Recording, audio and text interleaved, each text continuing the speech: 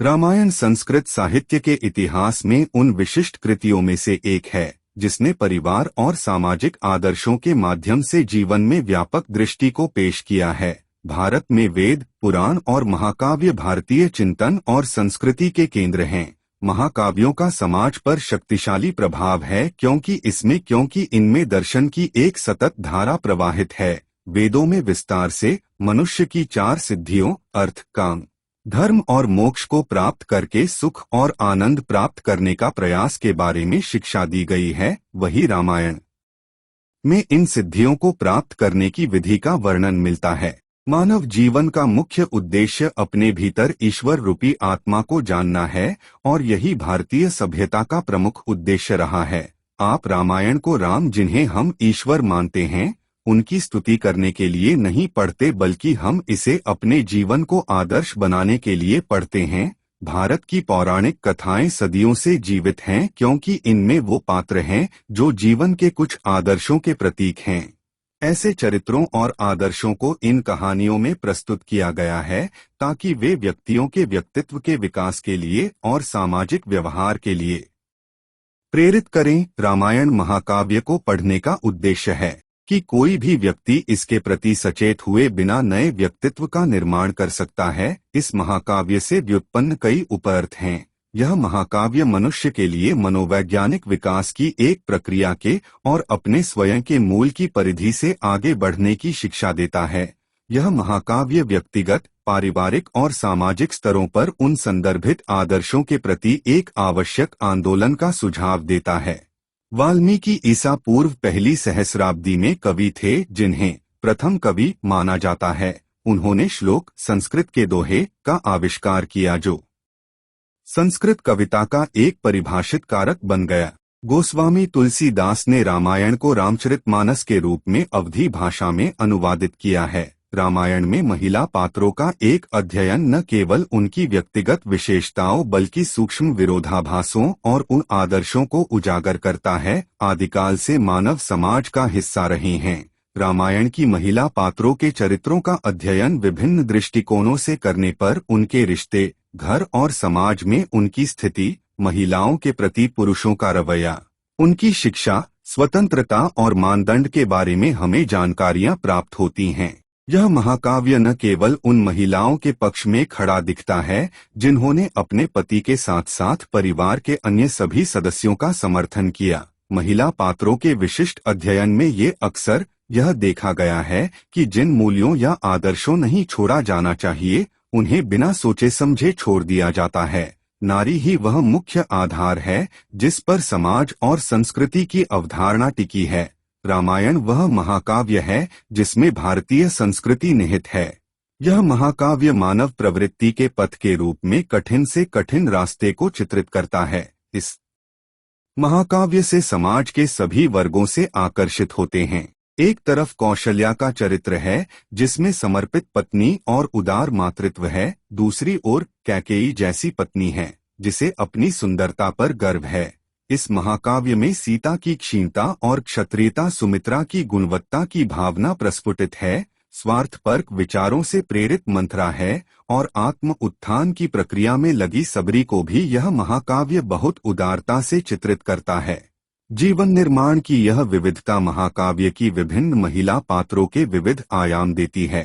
रामायण महिला पात्रों को न केवल उनकी व्यक्तिगत विशेषताओं बल्कि सूक्ष्म विरोधाभासों और उन आदर्शों के साथ प्रस्तुत करता जिनके उन्होंने सब कुछ छोड़ दिया। आदर्श महिलाओं को मुख्य रूप से इसलिए चित्रित किया गया है ताकि उनके मॉडल भविष्य की पीढ़ियों द्वारा पालन किए जा सकें। महिला पात्रों को रामायण में विभिन्न दृष्टिकोणों से चित्रित किया गया है। उनके व्यक्तिगत स्वभाव, उनके रिश्ते, घर और समाज में उनकी स्थिति, महिलाओं के प्रति पुरुषों का दृष्टिकोण, उनकी शिक्षा, स्वतंत्रता और अधिकार आदि का विस्तृत वर्णन हमें इस महाकाव्य में मिलता है।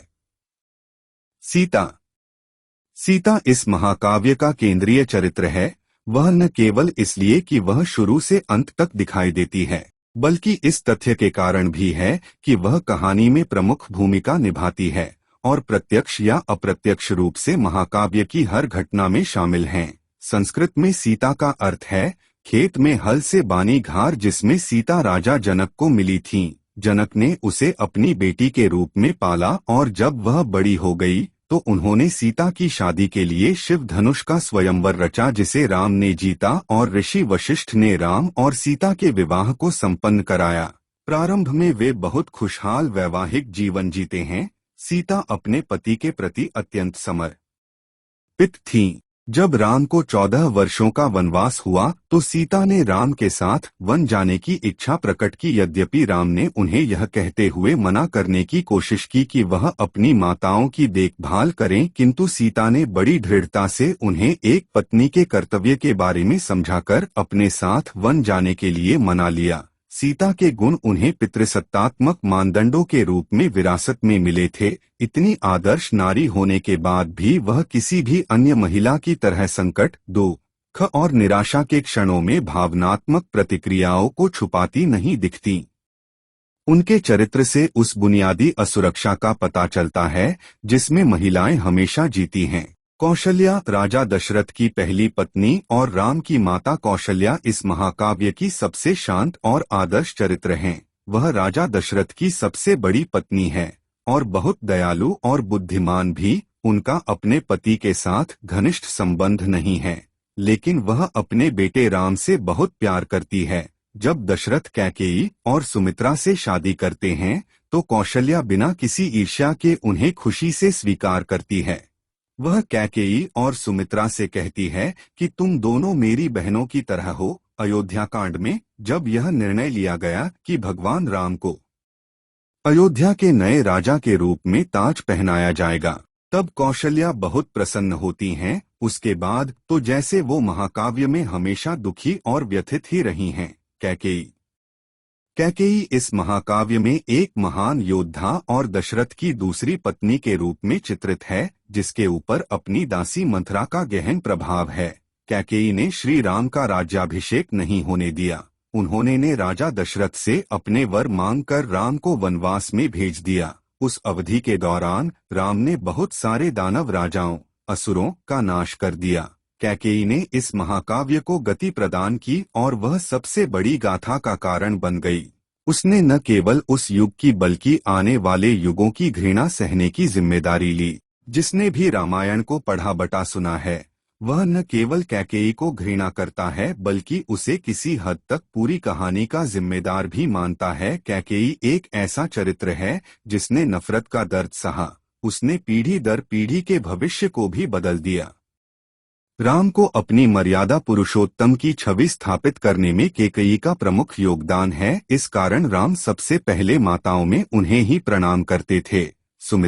सुमित्रा इस महाकाव्य में एक बहुत ही उचित भूमिका निभाती है। राजा दशरथ की पत्नी एवं लक्ष्मण और शत्रुघ्न की मां के रूप में वो अप्रतिम हैं। तीनों रानियों के बीच सुमित्रा सबसे उच्च स्तरीय व्यक्ति के रूप में दिखाई देती है। वह सभी घटनाओं में स्थिति को संभालने के व्यावहारिक तरीके के बारे में सोचती है।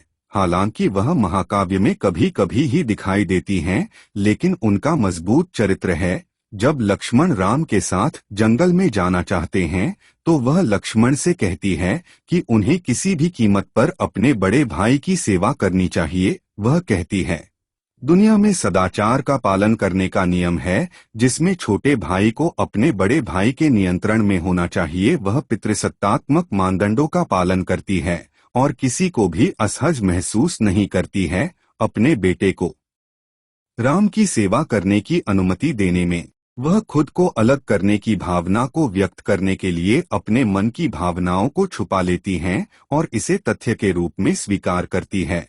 इसमें वह कैकेयी से अलग है जो अपने लिए और अपने पुत्र भरत के लिए असुरक्षा की भावना का अनुभव करती है। दोस्तों, महिलाओं का हमेशा सम्मान और आभार व्यक्त करें क्योंकि आपके जीवन में इनका विशेष महत्व है।